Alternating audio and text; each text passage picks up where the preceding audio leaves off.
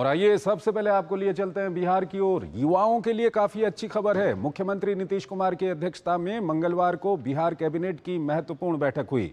इस बैठक में कुल 30 एजेंडों पर मुहर लगी, जिनमें कई अहम फैसले शामिल हैं।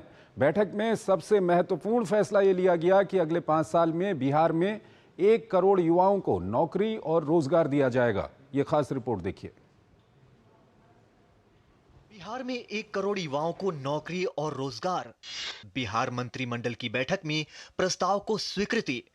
नीतीश कैबिनेट की बैठक में 30 एजेंडों पर मुहर लगी। बेरोजगारी को कम करने और युवाओं को अवसर प्रदान करने की दिशा में बड़ा कदम।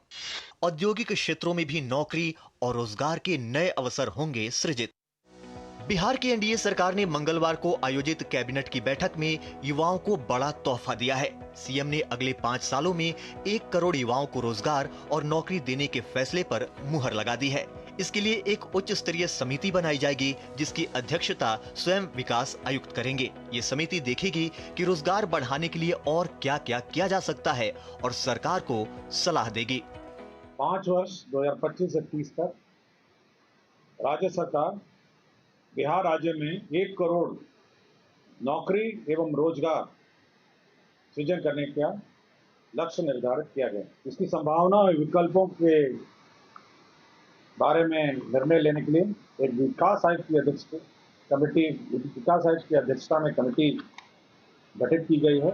साथ ही बिहार वोटर लिस्ट वेरिफिकेशन में लगे बीएलओ सुपरवाइजर को सालाना मिलने वाले मानदेय के अलावा 6,000 रुपए देने का भी फैसला किया गया है। राज्य सरकार ने कैबिनेट की बैठक में 30 एजेंडों पर मुहर लगाई है।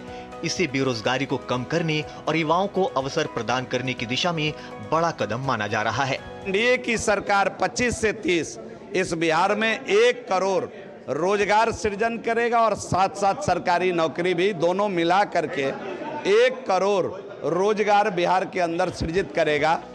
राज्य सरकार के 1 करोड़ रोजगार देने के फैसले पर तेजस्वी यादव ने फिर से तीखी प्रतिक्रिया दी है। उन्होंने कहा कि मुख्यमंत्री बताएं कि 1 करोड़ नौकरियों के लिए पैसे कहां से आएंगे। अब तो कुछ भी अनाउंस कर देंगे ये लोग। चुनाव आ रहा है, जाने वाले हैं, विदाई तय है, तो जो बोलना है वो बोल दो। माननीय मुख्यमंत्री जी के कैबिनेट से 2025 से 30 के बीच में 1 करोड़ युवाओं को नौकरी और रोजगार का वादा किया गया और इसे कैबिनेट की मंजूरी भी मिल गई। लेकिन इस पर नेता प्रतिपक्ष जिस तरह की बयानबाजी कर रहे हैं, निश्चित रूप से वह उनकी हताशा, सामने खड़े हार की हताशा और राजनीतिक रूप से अपरिपक्व है, यह दर्शाता है। बता दें कि इससे पहले पिछले सप्ताह कैबिनेट की बैठक में बिहार में युवा आयोग बनाने और सरकारी नौकरी में केवल राज्य की महिलाओं को 35% आरक्षण देने जैसे 43 बड़े फैसले किए गए थे। Bureau report, DD news.